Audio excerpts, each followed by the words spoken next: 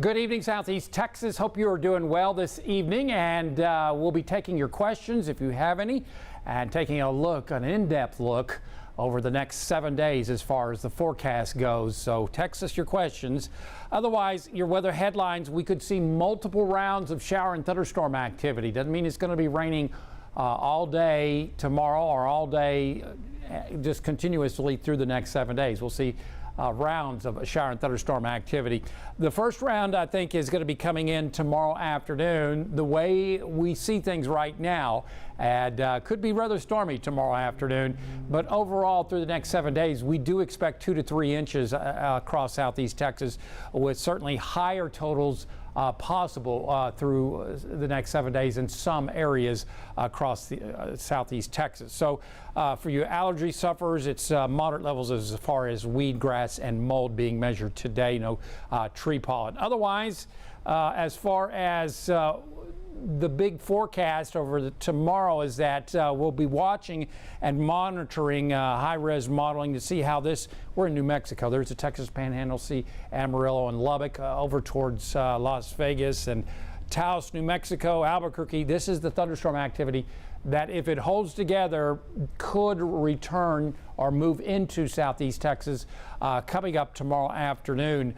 In the form of a line or a cluster of showers and storms. At least modeling does a pretty good job as far as initialization.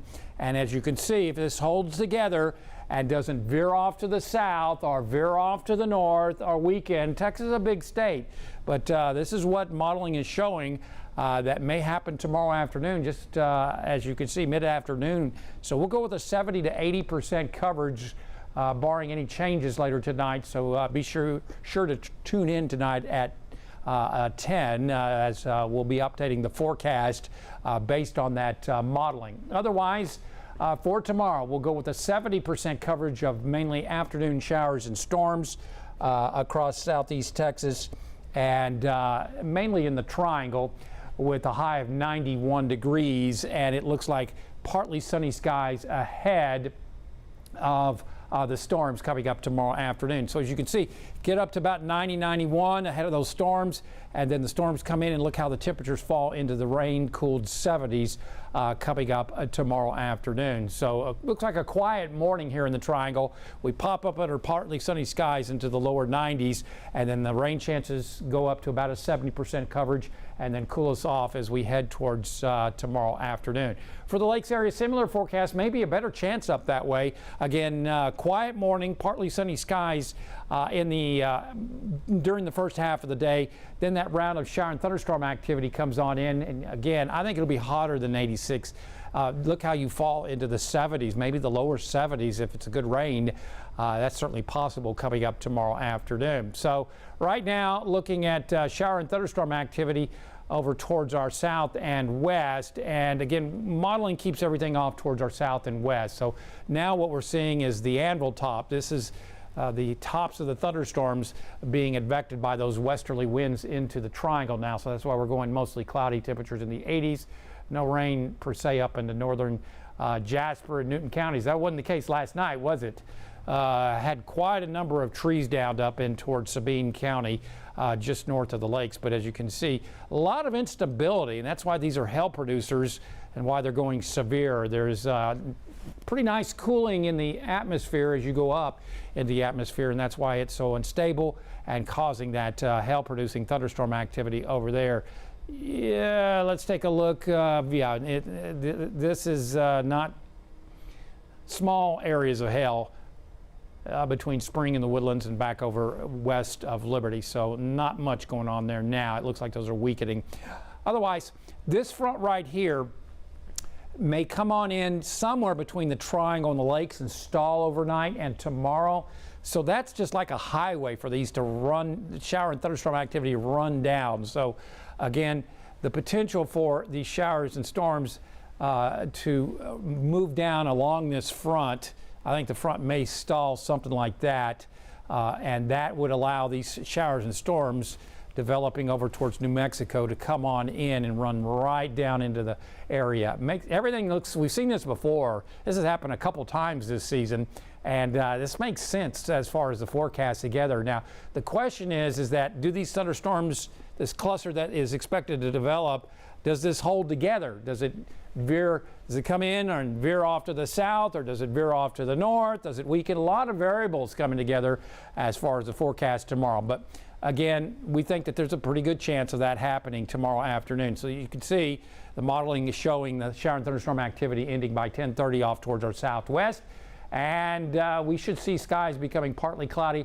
I think lower 70s seems reasonable in the lakes area, and into the mid to upper 70s in the triangle are as far as the low temperatures. Then tomorrow, first half of the day looks good, partly sunny skies, small chances, and again, we can get into the lower 90s.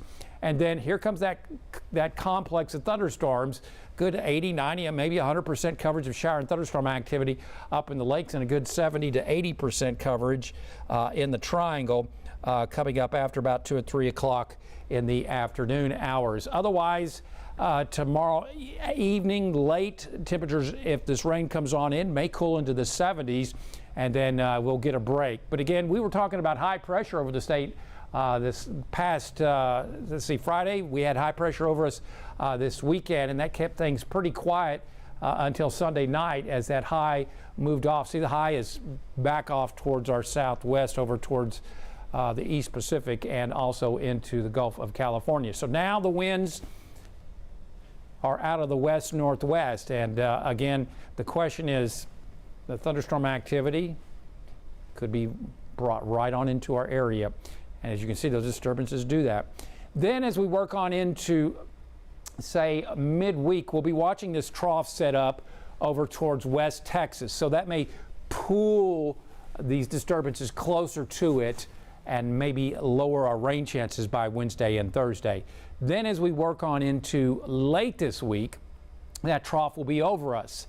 See, lots of green. This green is way up the scale, as you can see, as far as the amount of moisture. We've got lots to work with, and so you need something to lift and create shower and thunderstorm activity. Well, we have this trough, but we also have these disturbances. You can see them in red. Those cause lift in the atmosphere and can create shower and thunderstorm activity. So we've got a lot of ingredients to produce a pretty good amount of rainfall, we think, over the next 7 days. Then this trough begins, at least the main energy and dynamics begin to move off towards the north, as it is going to be lifting off towards the north and east as we head towards early next week. And there's some modeling that tries to bring high pressure into us the first half of next week. So that'll cut off rain chances and start warming things up. So the bottom line is expect multiple rounds. They're difficult to time as far as when these disturbances will be moving into the area and producing shower and thunderstorm activity. But tomorrow we have a pretty good handle on what we think is possible coming up tomorrow afternoon. As far as the tropics, I don't see anything through the next 7 to 10 days. It just looks quiet, and that would get us well into June, as you can see. Pretty quiet in the Gulf. In fact, barely a cloud. And also the Caribbean looks quiet through the next 7 to 10 days. And again, we're focusing on the Gulf and the Caribbean because climatologically speaking, that's, if we see anything to develop, would happen in the far eastern Atlantic too early in the season. Otherwise, on the Gulf tomorrow, looking at slightly choppy seas around 2 feet and slightly choppy season, and also southwest and southeast winds at 5 to 10 knots, water temperature 89. High tide tomorrow morning, only 1 at 5:08 a.m. And the forecast for tonight. Again, we've got a 20% coverage of evening showers and storms for the triangle, and temperatures should be only in the mid to upper 70s here in the triangle. But again, I think any activity should be done by 9 o'clock here in the triangle if we see it at all. Otherwise, skies should be partly cloudy or becoming partly cloudy. We've got clouds moving in from the west because of those storms over towards, let's say, Houston. So we'll be mostly cloudy, becoming partly cloudy, probably is a better way of putting it here in the triangle. Lower 70 in the lakes area with winds going calm. Then tomorrow, provided everything works out as I just laid out to you, then we could expect a good 70 to 80% coverage after about 2 or 3 o'clock in the afternoon. So ahead of those showers and storms, skies will be partly sunny. Well, you could see high temperatures warming into certainly the upper 80s, maybe around 90, possibly the lower 90s. If the showers and storms come in 2 or 3 o'clock in the afternoon with that 70 to 80% coverage, we cloud up and get the rain and thunderstorm activity, and then that will knock temperatures down into the 70s coming up tomorrow afternoon. So taking a look at your weather impact 7-day forecast, again, good chance of rain thunderstorms on Tuesday, 60% on Wednesday, and again, rain chances may go down a bit Thursday and Friday with that trough of low pressure organizing in West Texas and kind of pulling everything closer to it. Then as we see the trough moving on in towards the weekend, over East Texas and Southeast Texas, we'll see mostly cloudy skies. That'll knock afternoon high temperatures down, and we should see a better chance of rain and thunderstorms before that trough moves out. We start seeing, well, lower rain chances as we work on into next week. 2 to 3 inches, as I said, pretty good bet across Southeast Texas through the next 7 days. Otherwise, again, this is what we're going to be watching overnight.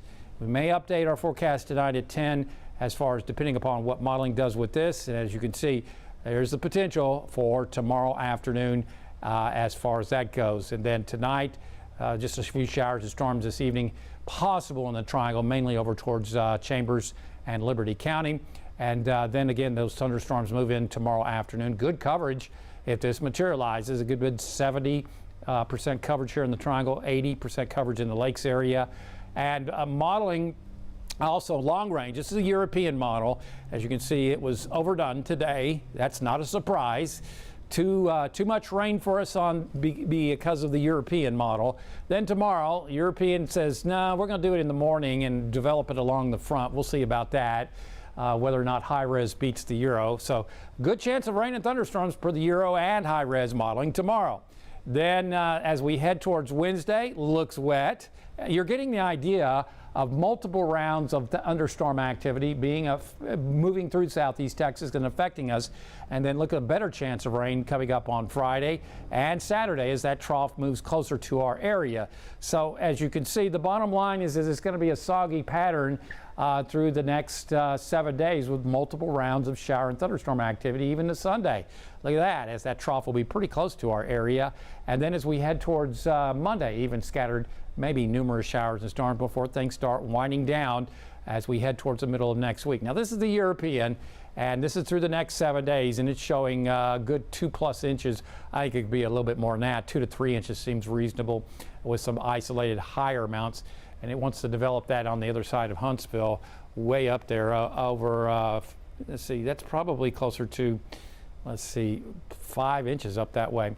Otherwise, your 7-day forecast, as we take a look at that, again, the best chance of rain and thunderstorm activity will be coming up Tuesday afternoon after about 2 or 3 o'clock in the afternoon, after the complex moves in all the way across the Lone Star State. That's the possibility. And then mostly cloudy skies are expected on Wednesday. We'll go with a 60% coverage, could be more, but notice the high temperatures go well into the 80s. Then the Thursday and Friday is kind of tough because we'll be having low pressure, trough of low pressure developing into West Texas, and that may organize and keep most of the shower and thunderstorm activity off towards our west, over towards central Texas. We'll go with partly sunny skies Thursday and Friday with highs maybe a little bit warmer.